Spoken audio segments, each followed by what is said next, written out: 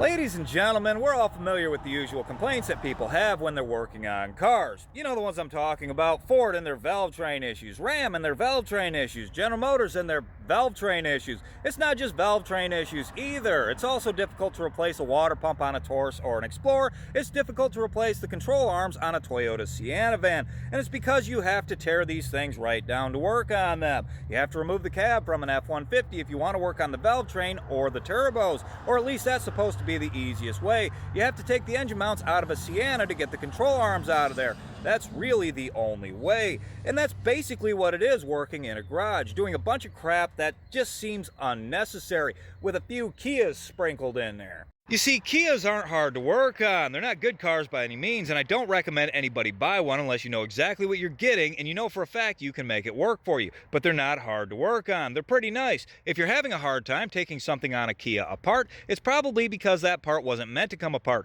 You were just supposed to throw it away and replace it with a new part, be it a hub assembly, an engine, or a transmission. They're just not meant to be worked on. That's why you don't see a lot of people putting valves in these little 2.4 liters that are always burning valves. I do sometimes, though. With something like this Silverado, you got to give yourself a good 10 hours to get the not good engine out of there and put one in that is good. But with something like that little Kia Sorento, you only got to give yourself about 5. And you might be thinking, if you can remove and reinstall an engine that quickly in a Kia, why not use the extra time to lap in 8 new exhaust valves at $11 a piece and just reinstall the engine you took out? I can think of at least one reason why. Here's a little Kia 4-cylinder that did Kia things. Outside of a dead miss, it didn't sound too bad. It wasn't rattling. There was no leaks. There was no obvious signs of oil consumption. It just sent one of its exhaust valves the way of Old Yeller. That's not supposed to look like that. So why not just stick a new valve in the cylinder head and call it a day? The valve seat's savable, the head gasket surface is nice and level. Even if it wasn't, I could buy a replacement cylinder head for around $700, so why not just do that? Well, looking at this head, you can tell something else is going on with this engine. There's a lot of black carbon built up in here, and there's a white carbon built up on the exhaust valves.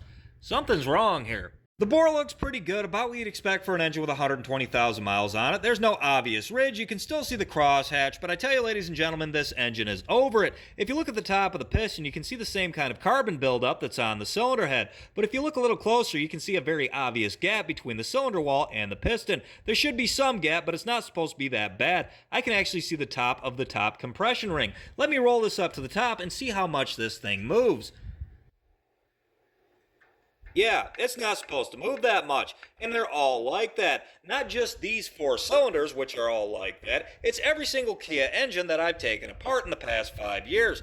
They're just done. Now I'm actually going to put this engine back together with some new valves. I've got a car coming that's nothing, and this engine's a lot better than the one that's currently in it. But what I'm trying to say is, by the time these little 2.4 liters in the Optima or the Sorento start burning valves, the rest of the engine's already on its way out, and the only real fix is to replace the engine. So do as I say, not as I do, I guess is what I'm trying to say here.